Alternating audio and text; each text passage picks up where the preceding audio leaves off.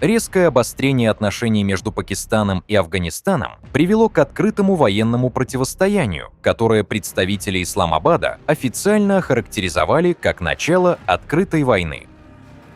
Министр обороны Пакистана Хаваджа Асиф в серии публичных заявлений подчеркнул, что, по мнению пакистанского руководства, исчерпаны все возможности для сдерживания конфликта политическими и дипломатическими методами.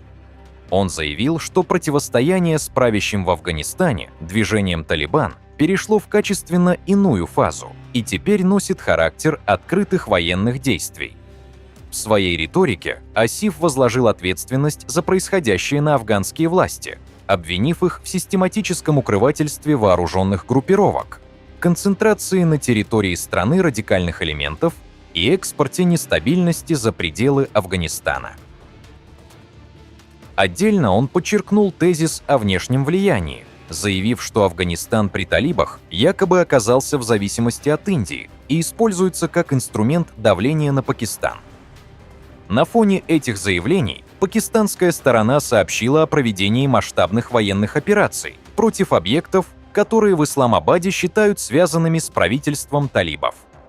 По официальным комментариям, удары наносились как по приграничной инфраструктуре, так и по целям в глубине афганской территории. Речь шла о командных пунктах, штабах, складах вооружений, опорных позициях и логистических объектах. Представители пакистанских властей подчеркивали, что операции носят ответный характер и направлены на нейтрализацию угроз, исходящих, по их утверждениям, с афганской стороны. В Исламабаде также заявили о приведении вооруженных сил в состояние повышенной боевой готовности и готовности к расширению военных действий в случае дальнейшей эскалации. Министр информации Пакистана Атаула Тарар, комментируя ход боевых действий, заявил, что пакистанская армия продолжает активные контрнаступательные действия и наносит удары по ключевым военным структурам противника. По его словам, операции сопровождаются значительным ущербом для военной инфраструктуры талибов и дезорганизацией их системы управления. При этом он отдельно подчеркнул, что все официально озвученные данные о потерях среди военнослужащих относятся к состоянию на 27 февраля.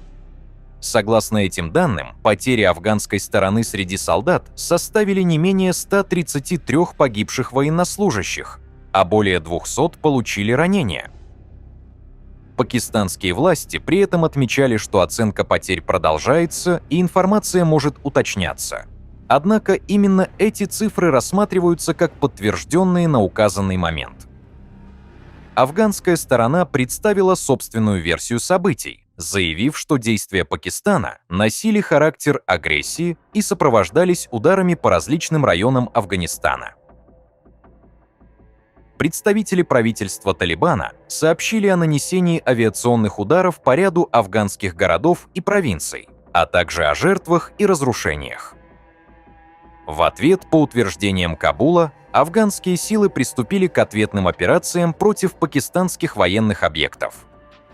Афганское министерство обороны заявило, что были нанесены удары по военной инфраструктуре на территории Пакистана, включая штабы и лагеря, а также начаты активные действия вдоль линии Дюранда. По другим данным, Пакистан нанес удары по столице Афганистана, в связи с чем днем стало известно, что потери только одной из сторон уже достигли до 500 человек. Общие потери, по предварительным оценкам, могут исчисляться тысячами жертв. Начальник Генерального штаба вооруженных сил Афганистана Кари Фасихуддин Фитрат выступил с жестким заявлением, в котором подчеркнул, что афганская сторона рассматривает происходящее как навязанное ей противостояние.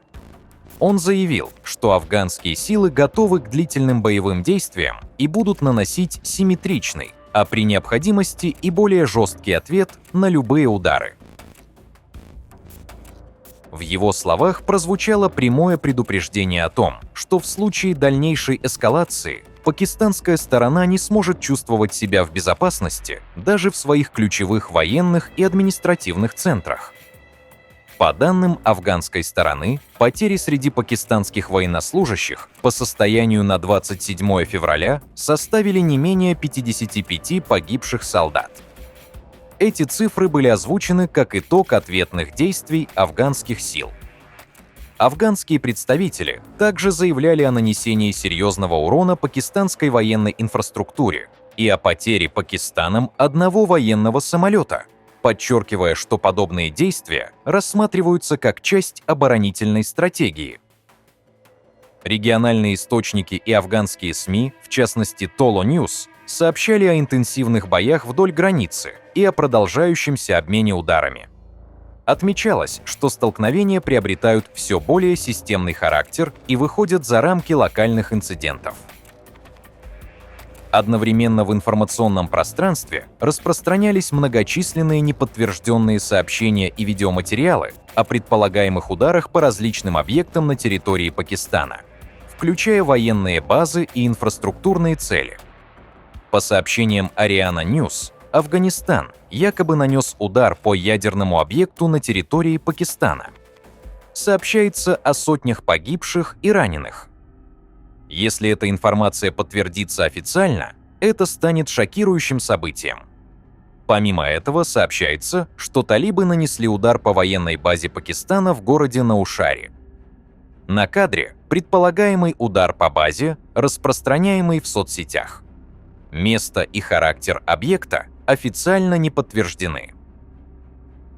Официального подтверждения этим данным не последовало, однако их появление усилило напряженность и способствовало росту обеспокоенности внутри региона.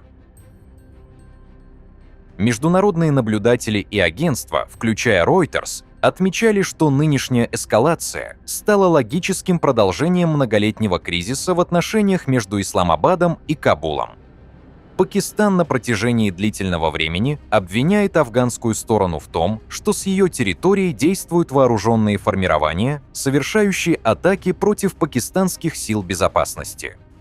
Афганские власти эти обвинения отвергают, заявляя, что не заинтересованы в дестабилизации соседнего государства, но при этом подчеркивают свое право на ответные меры в случае ударов по собственной территории.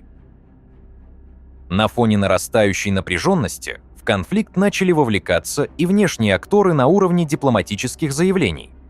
Специальный представитель США по афганскому урегулированию Залмай Халилзад заявил о необходимости привлечения третьей стороны для возможного посредничества между Пакистаном и Афганистаном.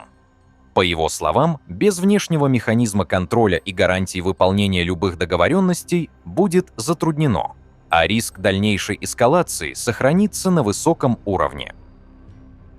Таким образом, противостояние между Пакистаном и Афганистаном перешло в стадию открытых военных действий, сопровождающихся жесткой риторикой, взаимными ударами и значительными потерями среди личного состава. Все официально озвученные цифры погибших и раненых солдат в рамках данного конфликта отнесены сторонами к состоянию на 27 февраля, тогда как дальнейшее развитие событий остается неопределенным. Отсутствие каналов деэскалации, высокий уровень взаимного недоверия и активные боевые действия создают серьезные риски перерастания двустороннего кризиса в более широкий региональный конфликт.